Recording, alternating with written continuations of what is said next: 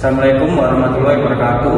Kami dari kelompok 10 ingin mempresentasikan etika teknologi di era AI generatif. Perkenalkan, nama saya Muhammad Jalis Mahdi dengan NIM 052.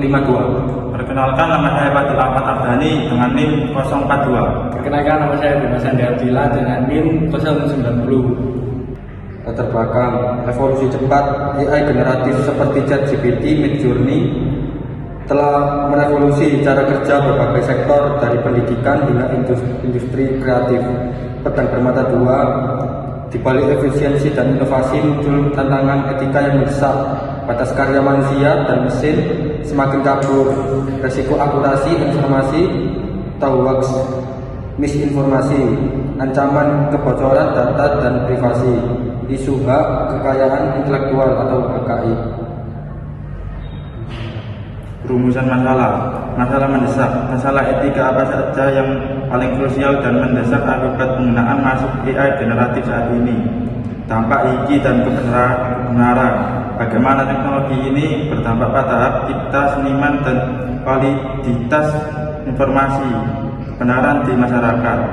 Solusi etis, aturan atau kerangka etika seperti apa yang seharusnya dibuat untuk memitigasi dampak buruk AI. Landasan teori prinsip etika AI. Apa itu AI generatif? AI generatif adalah teknologi yang mampu menghasilkan konten baru, teks, gambar, audio dengan meniru pola dari data latih atau big data, bukan sekadar menganalisis data yang ada.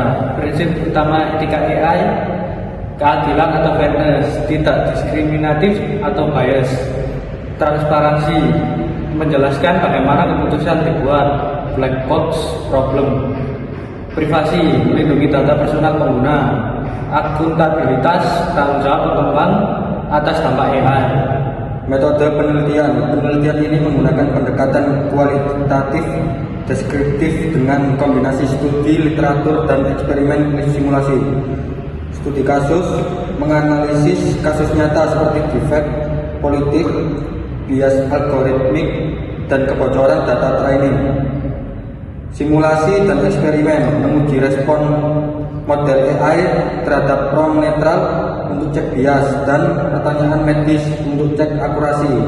Analisis sistem mengevaluasi alur kerja AI dari input data, pemrosesan model hingga output yang dihasilkan. Hasil 4 isu etika paling mendesak. Bias algoritmik, AI memproduksi stereotip sosial. Contoh, pimpinan perusahaan divisualisasikan mayoritas laki-laki.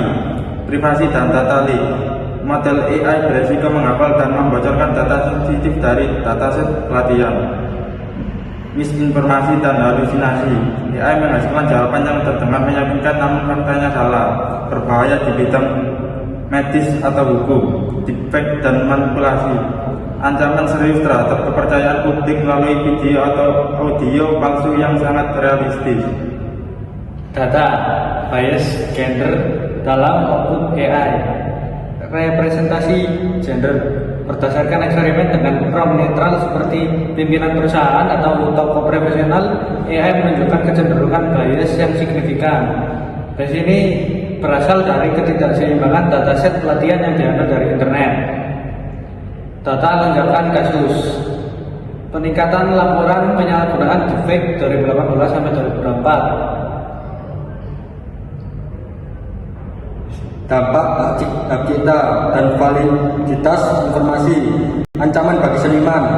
AI dilatih menggunakan jutaan karya tanpa izin atau scraping. Hal ini memungkinkan AI meniru gaya seniman tertentu, menyebabkan kerugian ekonomi dan krisis orisinalitas. Krisis kebenaran, batas antara fakta dan opini kabur, kemudahan membuat konten palsu atau misinformasi, menciptakan info overload di mana masyarakat sulit memverifikasi kebenaran. Usulan regulasi dan etika berbasis teknologi wajib watermarking untuk konten AI, audit algoritma rutin, dan konsep privasi by design. Berbasis perilaku, transparansi pengguna, jujur jika menggunakan AI, larangan defek berbahaya, kebijakan publik, standar nasional etika AI, dan kurikulum literasi digital untuk masyarakat agar tidak mudah tertipu. Kesimpulan: 1. Manfaat versus resiko. AI generatif membawa efisiensi besar, namun resiko bias privasi dan manipulasi deepfake sangat mendesak untuk ditangani. 2. Urgensi regulasi. Diperlukan tata kelola yang melibatkan pemerintah, pengembang, dan masyarakat. Watermarking dan transparansi data adalah kunci. 3. Kesimpulan untuk masa depan. Pengembangan AI harus bergeser ke arah responsible AI yang menghormati hak cipta dan martabat manusia. Sekian dari kami. Terima kasih. Wassalamualaikum warahmatullahi wabarakatuh.